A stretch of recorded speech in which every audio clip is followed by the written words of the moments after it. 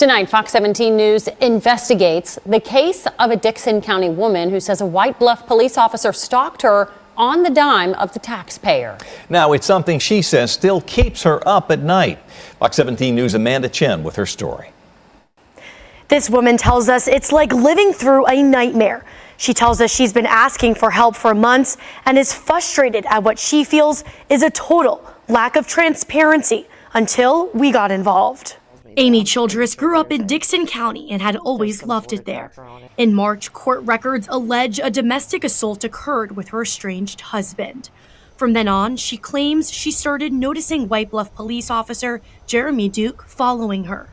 And while Childress says the assistant White Bluff police chief and several county deputies responded to that March domestic assault call, Duke had never been assigned to this case.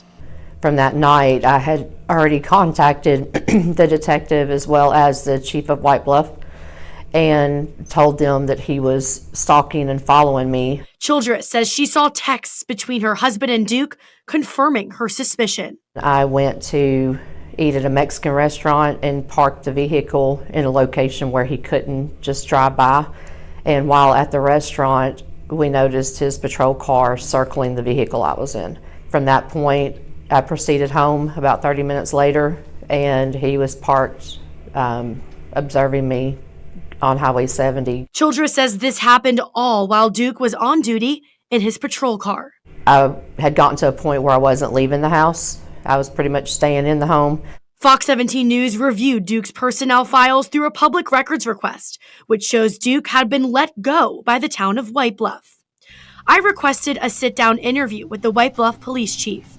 Instead, we received a statement from the town saying, the town received a complaint from Miss Amy Childress against former officer Jeremy Duke on March 22, 2023. Based upon that complaint and the internal investigation stemming from the same, Mr. Duke was suspended on March 24, 2023, and then terminated from his employment with the town on March 28, 2023. The town has no further comment at this time. But Childress says she's frustrated because she's been emailing, calling, and messaging the district attorney's office, begging for prosecutors to investigate Duke's conduct since March. There has been zero response on answering my question, and I have sat down with them, I have sent text messages, I have sent emails, and I sent a most recent email this past Friday, and still no response. Childress says she can't emphasize enough how terrifying this experience has been for her. It has impacted every aspect of my life. It's to the point I don't want to leave my home. I don't leave my home unless I have somebody with me. My level of trust for all the way from the DA's office to judges to law enforcement, it's gone. And naturally, my trust would be gone. Fox 17 News also reached out to District Attorney General Ray Crouch's office to ask if he plans to launch an official investigation. Crouch says my office has a criminal prosecution which is set for trial, and any comment requires me to discuss facts, evidence, and the credibility of witnesses in the upcoming trial. Ethically, I cannot and will not do that.